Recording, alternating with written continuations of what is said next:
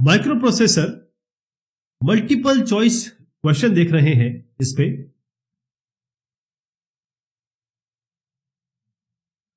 What is micro processor? Micro मतलब होता है छोटा, प्रोसेसर का मतलब होता है ये कुछ इनपुट लेता है और उसको प्रोसेस करके आउटपुट दे देगा। यानी अगर आपके पास 2 और 3 वैल्यू गई तो ये माइक्रो प्रोसेसर इसको यूं लिखते हैं, ये आपको अगर ऐड करना है तो 2 + 3 5 दे देगा। तो एक इंटीग्रेटेड सर्किट मान सकते हैं इसको, और कंप्यूटर में जो सेंट्रल प्रोसेसिंग यूनिट आप कहते हैं वही माइक्रो प्रोसेसर इसमें एक बहुत बड़ा रोल प्ले करता है। तो इसका उत्तर क्या होगा? पहले यहां पर जो शब्द आया है वो देख लीजिए, एक्रोनिम है ये पीएलडी। पीएलडी का फुल फॉर्म है प्रोग्रामेबल लॉजिक डिवाइस। तो इसका उत्तर है, जैसे मैंने आपको समझाया अभी, इसका उत्तर है अ मल्टीपर्पस पीएलडी, प्रोग्रामेबल लॉजिकल या लॉजिक डिवाइस, जो बाइनरी डेटा को इनपुट की तरह मतलब एक्सेप्ट करता है। वैसे सब कुछ बाइनरी में ही होता है अगर आप कंप्यूटर के बारे में बात करें तो। विच of the following is correct about 8086 micro processor? कौन सा इसमें सही है? देखें, पहले आपको मैं बता दूं कि ये एक पिक्चर है 8086 का। तो इंटेल 8086 ये इंटेल का पहला 86 मतलब पहला x86, जैसे x86 होता है ना, हम कहते हैं कि भाई ये 16 बिट है, 32 बिट है, 64 बिट है, तो उस तरीके का ये पहला प्रोसेसर है। और इसमें बहुत सारे एडवांस फीचर डाले गए, फिर इसके पास मेमोरी बढ़ी, इसकी इंस्ट्रक्शन सेट बढ़े। तो यहां पर आप देखेंगे एक चित्र है 1978 का, इसी को बताने की कोशिश की गई है। ये 8086 1978। तो ये इसका उत्तर है इंटेल का पहला x86 processor. Which of the following is a type of microprocessor? तो ये सारे के सारे जो आप टाइप देख रहे हैं, सिस्क, रिस्क, एपिक, ये सारे के सारे माइक्रो प्रोसेसर के टाइप ही है। सिस्क का फुल फॉर्म है complex instruction set computer, risk का हो गया reduced instruction set computer, epic का हो गया explicitly parallel instruction computing. The microprocessor of a computer can operate on any information if it is present in dash only. देखिए, अगर आप थोड़ा फॉर्मेशन देखें तो आपका ये आपका सीपीयू हो गया, यहां पर आपकी रैम होती है। रैम जो है वो सेकेंडरी स्टोरेज से डेटा लेती है, जो कि आपका हार्ड ड्राइव होता है, और सारा डेटा जो है पहले यहां आता है। जो भी सीपीयू जिससे प्रोसेस करता है, सीपीयू डायरेक्ट सेकेंडरी मेमोरी से इंटरेक्ट नहीं करता, ये रैम से करता है। बीच में आपकी कैश मेमोरी भी होती है, इनपुट आउटपुट डिवाइसेस है, यानी कि आपके पेरिफेरल्स लगे हुए हैं। तो सवाल यही है कि माइक्रो प्रोसेसर किसी कंप्यूटर का वो कौन सा डेटा उठाएगा, वो डेटा कहाँ होना चाहिए? इसका उत्तर जो है, क्योंकि सेकेंडरी मेमोरी से नहीं करता, ध्यान रखिएगा ये, और कैश मेमोरी बीच में होती है, लेकिन कैश के यहाँ पर ऑप्शन नहीं है। फ्लैग कोई मेमोरी तो नहीं है, ये तो कि इंडिकेशन है। प्रोग्राम काउंटर एक रजिस्टर है 16 बिट का, याद देखिएगा। जो भी इंस्ट्रक्शन एग्जीक्यूट हो रहे हैं, अगर मान लीजिए इस पे प्रोसेसिंग चल रही है तो प्रोग्राम काउंटर अगले इंस्ट्रक्शन का एड्रेस रखेगा। तो बनता क्या है इसमें? इसका उत्तर है मेन मेमोरी। अगर मेन मेमोरी में नहीं है, जिसको हम रैंडम एक्सेस मेमोरी भी कहते हैं, मेन मेमोरी या मेन स्टोरेज, अगर इसमें डेटा नहीं आएगा, इसी से डेटा जो है वो सीधा सीपीयू लेता है, ध्यान रखिएगा। Which of the following technology was used by Intel to design its first 8-bit microprocessor? तो जो पहला बना था, वैसे तो सारी टेक्नोलॉजीज कहीं ना कहीं अलग अलग टाइम पे यूज हुई है, लेकिन पहले की बात की गई है यहाँ पे। इसका पहला का उत्तर है P channel metal oxide semiconductor, यानी कि पीमॉस। ध्यान रहेगा, ये जो अलग अलग चित्र मैंने दिखाए हैं, ये एनमॉस का है, ये पीमॉस का है, ये सीमॉस का है। तो उत्तर इसका बनता है सी, पीमॉस टेक्नोलॉजी। ये आपका शुरुआत की टेक्नोलॉजी थी, स्लो थी लेकिन बहुत आसान थी।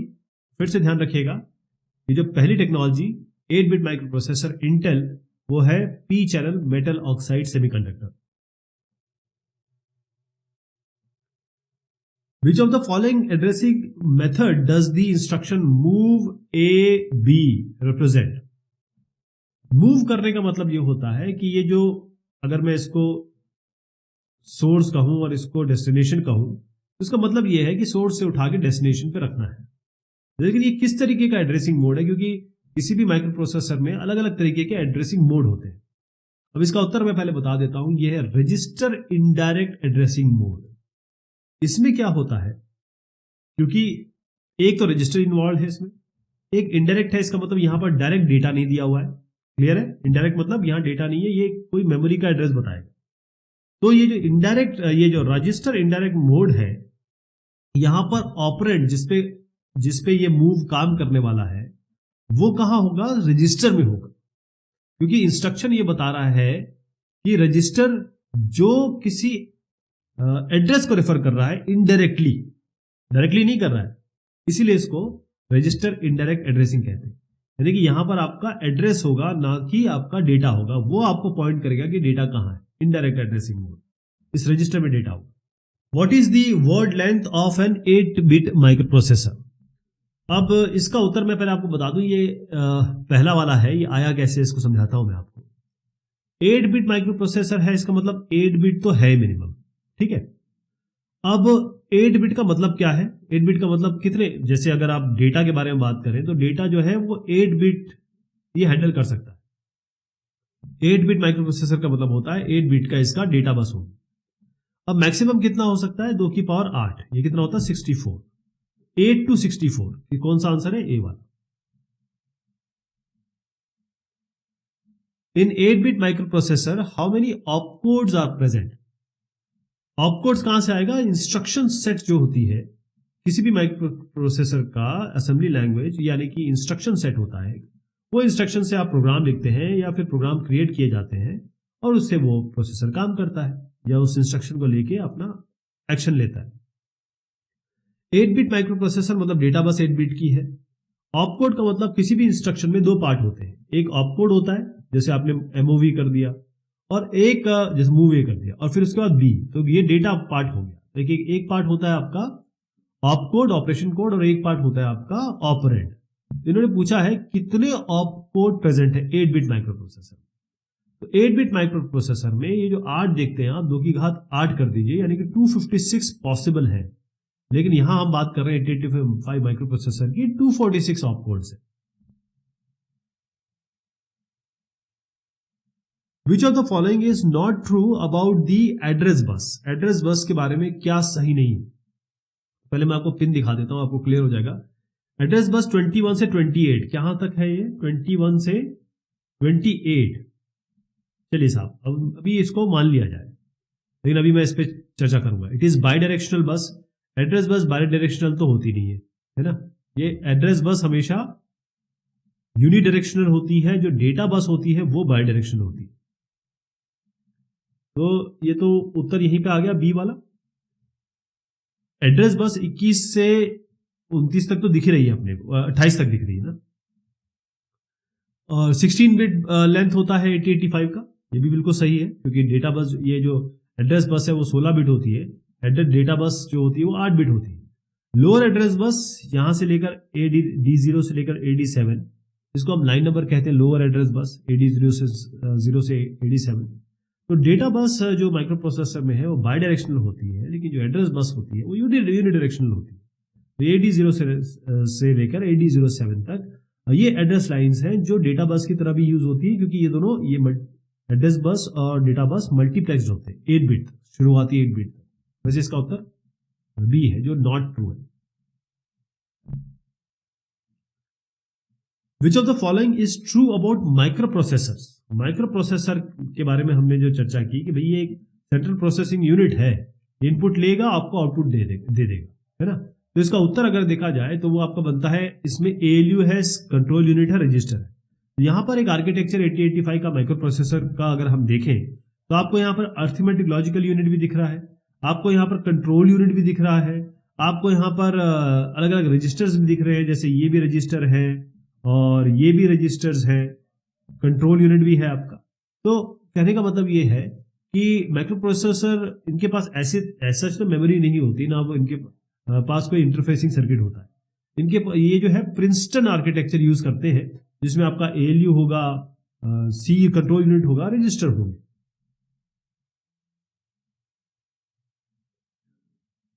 Which of the following is a correct sequence of operations in a microprocessor? जब भी कोई इंस्ट्रक्शन होती है, जैसे आपने कहा कि LDA करना है, आगे कुछ कंटेंट, तो ये आपका इंस्ट्रक्शन चलेगा कैसे? सबसे पहले क्या होगा, फिर बाद में क्या होगा? तो ये इसकी पूरी साइकिल है। पहले आपको फेच करना है इंस्ट्रक्शन को, मतलब इंस्ट्रक्शन क्या बोल रहा है, कौन सा, ये इंस्ट्रक्शन का भी तो मेमोरी एड्रेस होगा, इंस्ट्रक्शन का भी ऑपकोड है ये basically.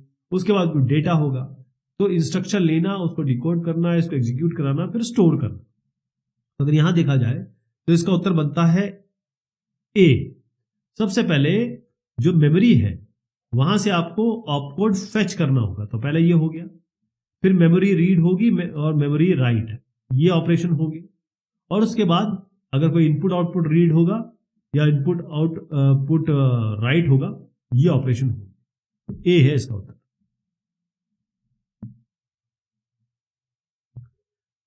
The dash directive instructs the assembler to begin memory allocation for a segment block code from the stated address. Instructs the assembler to begin memory allocation. तो begin memory allocation से सीधा मतलब बनता है आपका ORG। देखिए ये जो ORG है, पहले मैं इसका उत्तर बता देता हूं आपको, फिर मैं ORG बताता हूं। ये जो आंसर है C है। ORG का मतलब ही ये होता है कि भाई ओरिजिन, ORG का फुल फॉर्म अगर आप देखा जाए तो ओरिजिन होता है। तो ये स्पेसिफिक एड्रेसिंग, अगर किसी स्पेशल एड्रेसिंग की बात करूं माइक्रो प्रोसेसर की या माइक्रो कंट्रोलर प्रोग्रामिंग की, उसके लिए यूज होता है। जैसे अगर हमने कह दिया ORG 000H, इसका मतलब ये है कि हमारा प्रोग्राम जो स्टार्ट होगा वो 000H से होगा, हेक्साडेसिमल, है ना। तो जब हम ORG लिखते हैं तो असेंबलर क्या करता है, असेंबलर वो होता है जो असेंबली लैंग्वेज को चेंज करता है आपके मशीन कोड में। तो असेंबलर क्या करेगा, जो लोकेशन काउंटर है, क्योंकि यहाँ पर आपका कोई ना कोई मॉड्यूल है या फिर आपका प्रोग्राम है, तो वहां से शुरुआत करवाता है, जैसे मैंने आपको बताया।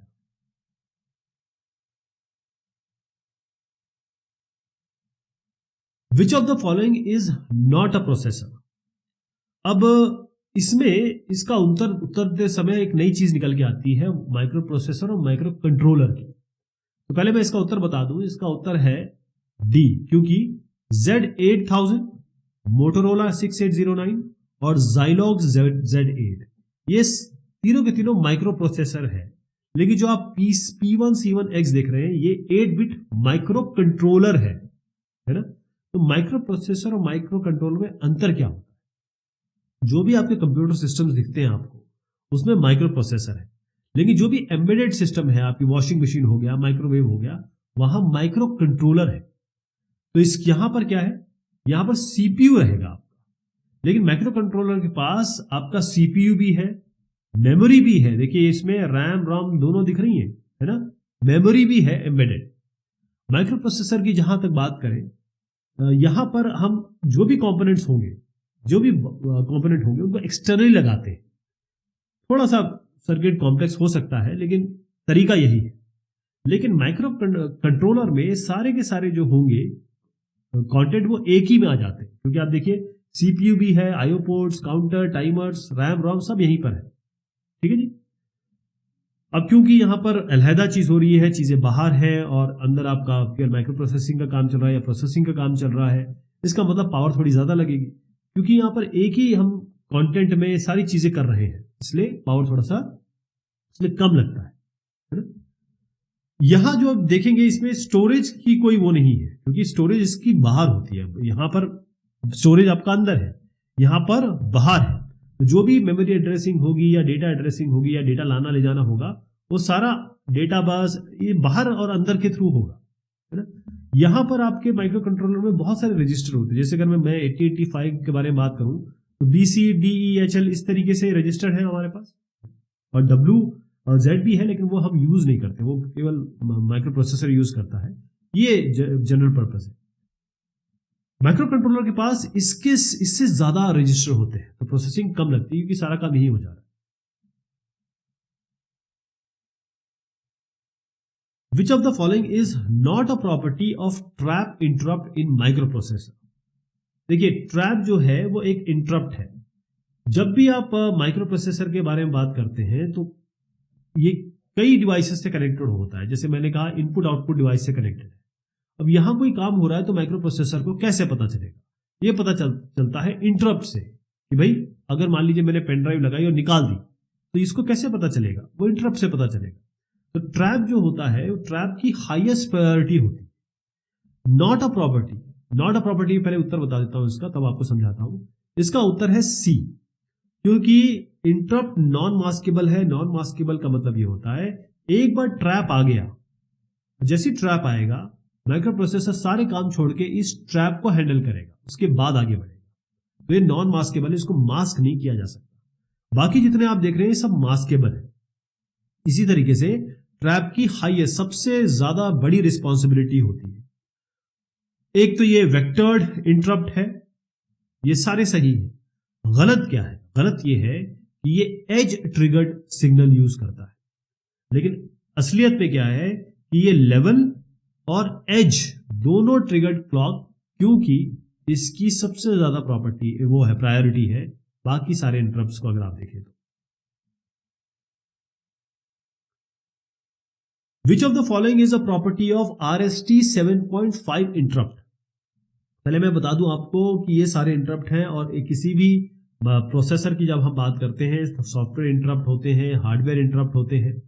ट्रैप की हाईएस्ट, ये नॉन मास्केबल है और इसकी हाईएस्ट प्रायोरिटी होती है।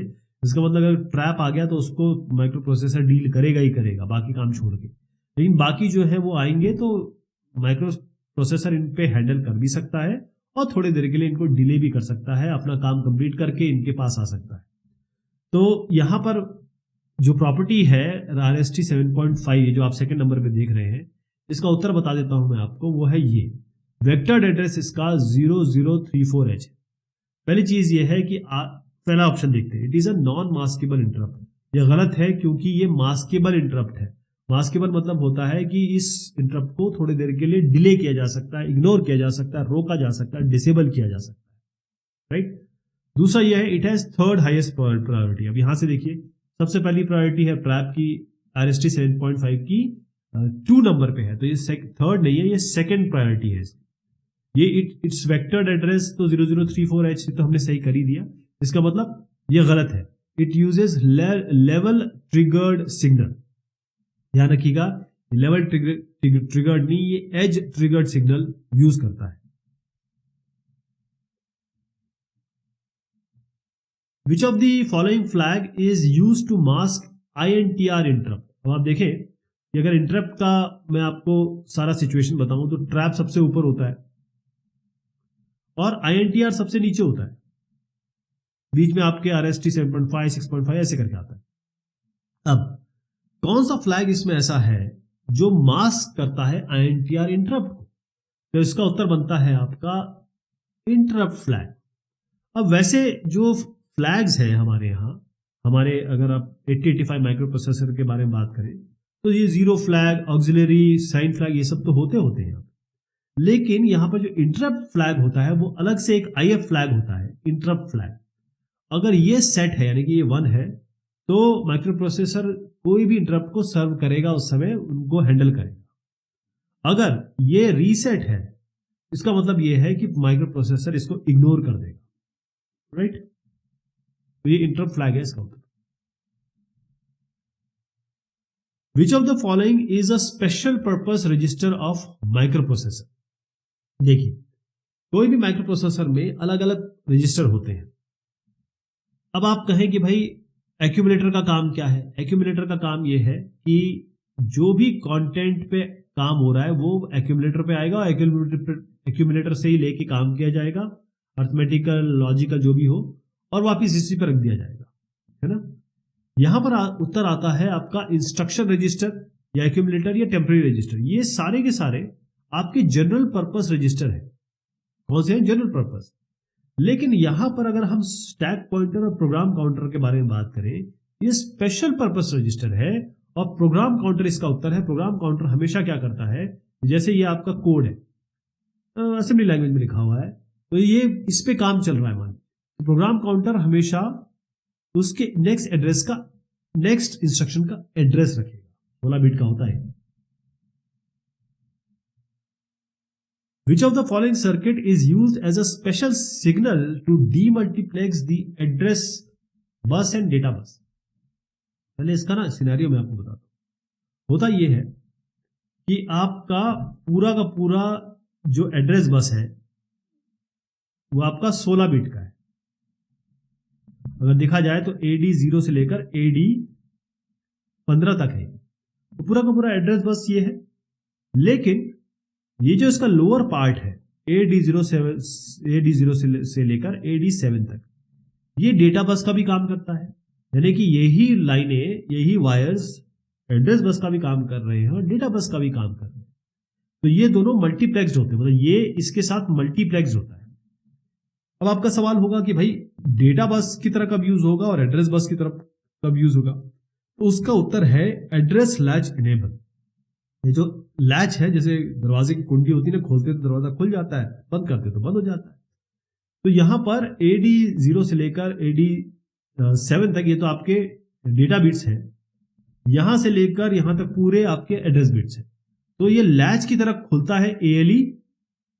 अगर ये एड्रेस लैच इनेबल, इसकी पॉजिटिव पल्स है, जब भी ये होगा तब कौन सा यूज होगा?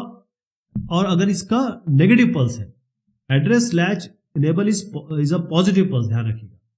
जब भी माइक्रो प्रोसेसर स्टार्ट करेगा ऑपरेशन, ताकि आप lower order to latch the lower order address lines, latch मतलब इसको अभी रोकना है। तो इसका मतलब यह है कि ये ALE के हिसाब से, क्योंकि पॉजिटिव पल्स है, नेगेटिव पल्स है, इसके हिसाब से एड्रेस बस और डेटा बस यूज होगी। एक टाइम में एड्रेस बस, अगली बार में डेटा बस, जब भी जरूरत होगी। How many flip flops are there in a flag register of 8085 microprocessor? तो ये 8 बिट रजिस्टर होता है ना।